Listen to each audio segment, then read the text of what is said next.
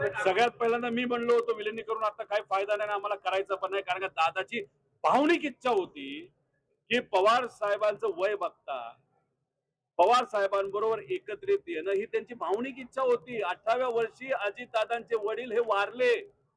आनंद आजोबा हे वारल्यानंतर अजितदादांना कुणी मुलासारखं वागवलं असेल तर पवार साहेबांनी वागवलं आणि हे त्यांच्या मनात होतं. हे त्यांनी आम्हाला बोलून दाखवलं. जेव्हा रेवतीचं लग्न ठरलंय हे सांगण्यासाठी पवार साहेबांनी अजितदादांना फोन केला. मी तिथं होतो. पण पवार साहेबांना कफ असल्यामुळे पवार साहेबांना बोलता येत नव्हतं. पवार साहेब काय बोलतात हे दादांना कळत नव्हतं आणि ही ती परिस्थिती बघितल्यानंतर दादांच्या डोळ्यात पाणी मी बघितलेलं आहे.